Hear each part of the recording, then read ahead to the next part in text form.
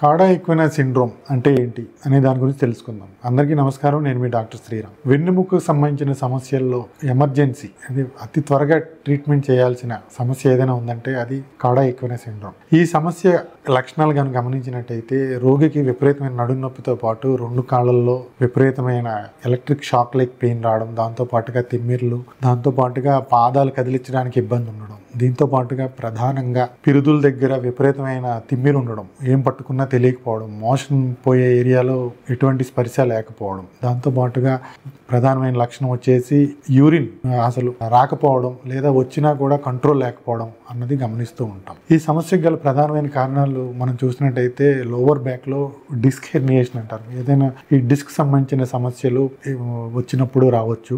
రెండో కారణం వచ్చేసి ఏమైనా ఫ్రాక్చర్స్ అవి అయినప్పుడు రావచ్చు. అదర్ లెస్ కామన్ కాజెస్ వచ్చేసి వెన్నుముక్కకి ఎక్కడి నుంచైనా క్యాన్సర్ గడ్డలు ఏమైనా పాకి దానివల్ల వెన్నుముక్క ఏమైనా ఫ్రాక్చర్ అయ్యి నరాల మీద ఒత్తిడి వచ్చినప్పుడు.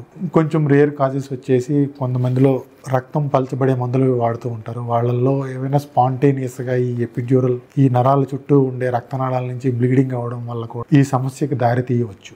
ఈ సమస్య ఎప్పుడైతే గమనించిన వెంటనే దీనికి తక్షణం వైద్యం అందిస్తే రోగికి రికవరీ అయ్యే ఛాన్సెస్ చాలా ఇంప్రూవ్ అవుతాయి. సాధారణంగా దీనికి వైద్యం సమస్య వచ్చిన 6 గంటల్లో అందించినట్టయితే రికవరీ ఛాన్సెస్ చాలా మెరుగ్గా ఉంటాయి. 6 గంటల్లో కుదరకపోతే 24 గంటల్లో అయినా వైద్యం అందించినట్టయితే రికవరీ అన్నది చాలా మెరుగ్గా ఉంటుంది. ఈ వైద్యం వచ్చేసి సాధారణంగా సర్జికల్ ట్రీట్మెంట్ ఉంటుంది. ఈ ట్రీట్మెంట్లో ఏంటంటే నరాల మీద ఒత్తిడి అన్నది పూర్తిగా తొలగించడం ద్వారా ఈ ప్రక్రియ అన్నది ఉంటూ ఉంటుంది. మరింత ఇన్ఫర్మేటివ్ వీడియోస్ కోసం please do subscribe our channel. ధన్యవాదాలు.